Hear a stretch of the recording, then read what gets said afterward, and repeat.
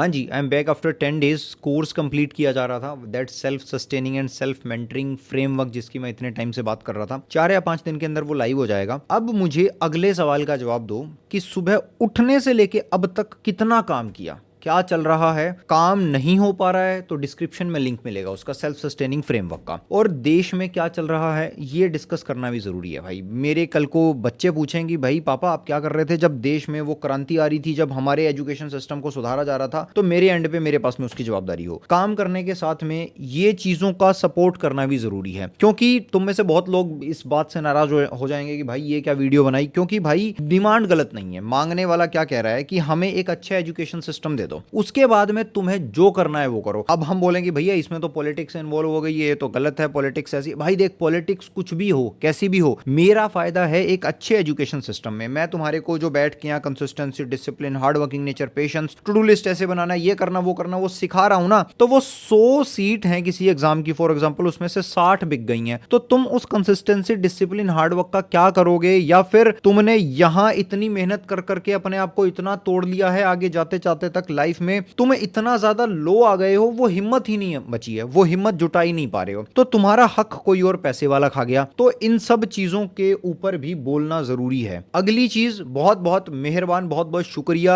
मोदी का कि digital India बना दिया। ये सब कुछ बहुत अच्छे से रिकॉर्ड हो रहा है, और अब रिकॉर्ड होने के बाद में अब इसका एंड चाहे जो कुछ भी हो, जैसा भी हो, पर जवाबदारी होगी।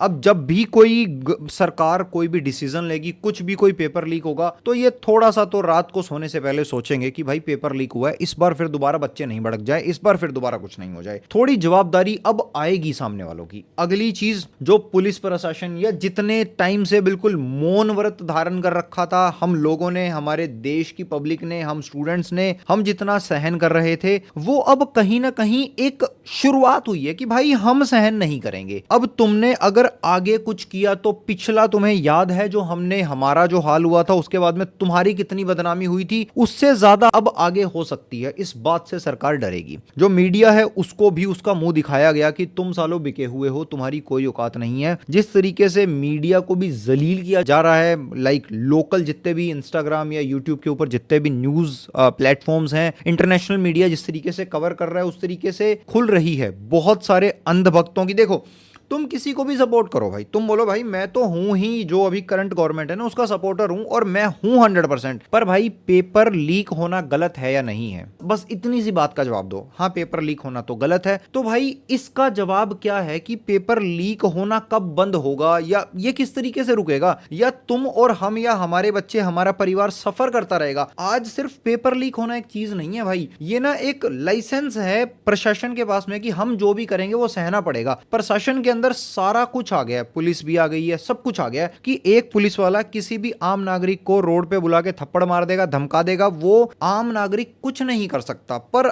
जब हम जवाबदारी मांगनी स्टार्ट करेंगे ना, तो इनको जवाबदारी का डर होगा कि भाई हमने कुछ गलत काम किया तो जवाबदारी देनी पड़ जाएगी। इस वजह से जो अत्याचार हम पे होता है, जो एक आम आदमी पे होता है, I have suffered from these things. Police वालों से परेशानियां मैंने बहुत देखी हैं खुद ने। I myself used to be a kind of क्रांतिकारी अपने कॉलेज टाइम पे। प्राइवेट कॉलेज में मैं पढ़ता था, तो उस टाइम पे कोर्ट कचहरियों के चक्कर काटने, वकीलों के चक्कर काटने, I have been through this. तो ये जितने भी क्रांतिकारी आज जिनको लाठियां पड़ रही हैं, जो मन में अंदर आवाज उठा रहे हैं और दिल्ली पहुंच रहे हैं, जो घर बैठे बैठे आवाज उठाना चाह रहे हैं, उठा नहीं पा रहे हैं, पर बहुत गुस्सा है, ये सारे क्रांतिकारी हैं भाई। और ये वो लोग हैं जो देश को तो बदले नहीं बदले, पर अपने आप को बहुत अच्छे से बदलेंगे। अपने घर के चारों तरफ की दीवारें बहुत लंबी करने में, बहुत अच्छी स्ट्रॉन्ग करने में ये बहुत बड़ा एक योगदान निभाएंगे। बहुत पॉजिटिविटी से वो दीवारों को लंबा कर पाएंगे, क्योंकि या तो देश सुधरेगा या फिर मेरे घर की दीवारें इतनी लंबी होगी कि कोई भी 2 कौड़ी का इंसान, कोई भी पैसे में बिक जाने वाला इंसान, चाहे वो कोई भी हो, वो मेरे घर की तरफ, मेरी दीवारों की तरफ, मेरे परिवार की तरफ आंख उठा के नहीं देख पाए। एंड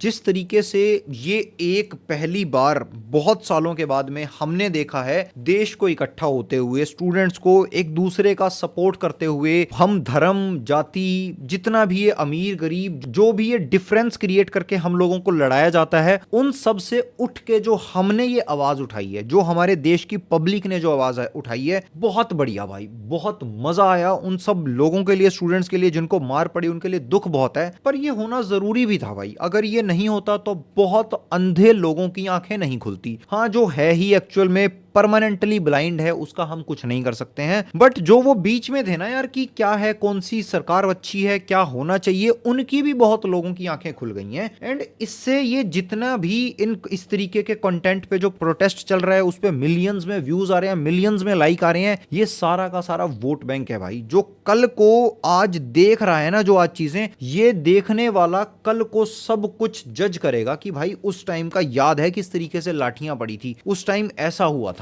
तो आई एम हैप्पी इस शुरुआत के लिए। दूसरी चीज, जितने भी लोगों ने लाइक स्ट्राइक, हंगर स्ट्राइक करी, उनके थोड़ा सा मैं फेवर में नहीं हूं। पर दूसरी चीज ये है, अगर हंगर स्ट्राइक से स्टार्ट नहीं होता तो ये आंदोलन इतना बड़ा बनता भी नहीं। पर बात ये है कि अगर देश बदलना है ना, जिंदा रह के बदलो। हंगर स्ट्राइक भी तब तक हो जब तक जान नहीं जा रही है, क्योंकि जान चली गई तो वो क्रांतिकारी चला गया जो बहुत कुछ कर सकता था अपने देश के लिए, हमारे जैसों के लिए, जो लोग बहुत शरीफ हैं, जिनके पास में लाइक जो वहां दिल्ली नहीं पहुंच सकता क्योंकि घर पे रोजी रोटी का जुगाड़ नहीं है, मैं अगर कमाऊंगा नहीं तो मेरी रात की रोजी रोटी का इंतजाम नहीं हो पाएगा। उन लोगों की जिंदगी बदलने के लिए ये क्रांतिकारियों का एग्जिस्टेंस, इनका होना बहुत जरूरी है। पुलिस प्रशासन, पुलिस वाले ऐसे ही होते हैं भाई, कोई उम्मीद नहीं है, इनका जो रवैया है, इनका जो बोलचाल है। पर हां, अगर ये प्रोटेस्ट जीत जाता है, ये अगर हमारी क्रांति जीत जाती है, तो पुलिस वालों का मजबूरन रवैया सुधरना पड़ जाएगा। क्योंकि भाई आज जवाबदारी की शुरुआत हो जाएगी कि भाई अगर किसी नेता ने कुछ किया तो क्यों किया, गलत किया, वो पेपर लीक हुआ, किसी बहन के साथ में, किसी भाई, किसी परिवार के साथ में अत्याचार हुआ, कुछ गलत हुआ, किसी पुलिस वाले ने कुछ गलत किया तो क्यों किया, उसकी जवाबदारी क्या है। दूसरी चीज, जितना भी फीमेल को, बहनों को, हमारियों को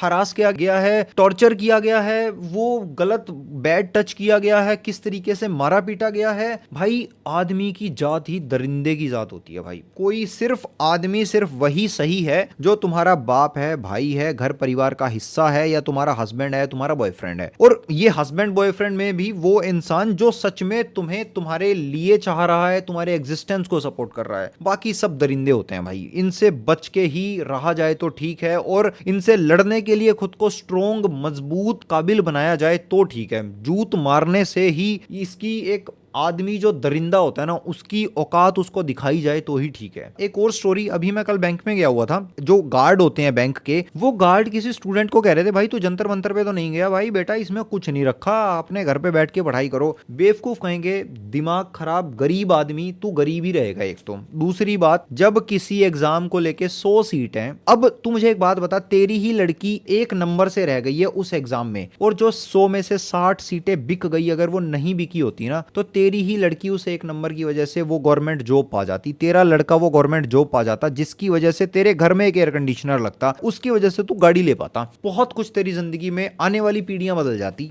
पर नहीं बेटा, बैठ के पढ़ाई कर। पढ़ाई, उस पढ़ाई का क्या करोगे जिसमें तुम कुछ लास्ट में पता है पेपर बिक ही जाएगा, कट ऑफ ही इतनी ज्यादा जाएगी, पेपर खरीदने वाला ही जीत सकता है, या फिर जो बहुत ओवर एक्स्ट्रा ऑर्डिनरी स्टूडेंट है वो जीत सकता है। जो एवरेज स्टूडेंट है या जो मेहनती स्टूडेंट है पर इंटेलिजेंट नहीं है, मेहनत से इंटेलिजेंसी को बीट कर सकता है, उसकी तो टर्न आ ही नहीं पाएगी ना भाई कभी। That's it for this video. जितना भी कंटेंट आप अगर अपने स्टडी ब्रेक में या बैठ के, जब भी आपकी आंखों के आगे कोई भी कंटेंट ऐसा आए, जो भी ये प्रोटेस्ट चल रहा है, इसके रिगार्डिंग सिर्फ एक लाइक, एक शेयर कर दो भाई, एक रीपोस्ट कर दो, उससे ज्यादा कुछ नहीं। तुम नहीं पहुंच सकते, मत पहुंचो, पर अपने एंड पे तुम क्या पार्ट निभा रहे हो। तुम फाइनेंशियली सपोर्ट नहीं कर सकते वहां पे, कोई बात नहीं, पर तुम्हारे हाथ में ये फोन का एक लाइक बटन है, तुम ये कर सकते हो सो दैट कि एल्गोरिदम को ये फीड हो कि ये कंटेंट अच्छा है, इसको पुश करना चाहिए जितने ज्यादा लोगों की आंख खुले। देखो, सरकार गिराने को नहीं बोल रहा हूं, कुछ भी नहीं बोल रहा हूं, तुम्हारी जो पॉलिटिकल पार्टी है बहुत बढ़िया, तुम जिसको फेवर करते हो, तुम जिसके अगेंस्ट हो बहुत बढ़िया, पर एजुकेशन सिस्टम अच्छा होना चाहिए। उसके बाद में फिर हेल्थ सिस्टम, ये सारी की सारी चीजें, पर एजुकेशन सिस्टम अच्छा होना चाहिए। तुम्हारा और मेरा फ्यूचर, तुम्हारे बच्चों का, मेरे बच्चों का, मेरे परिवार का फ्यूचर इसी एजुकेशन सिस्टम पे डिपेंडेंट है। चलो जी, if you are interested in that self sustaining and self mentoring framework, उसका लिंक नीचे डिस्क्रिप्शन और पिन कमेंट के अंदर मिल जाएगा। I am doctor Pankaj Verma, also known as civilise लड़का। मैं मिलता हूं आपसे अगली किसी मस्त सी वीडियो के अंदर। Till the time, bye bye, take care, keep working your dreams, bye.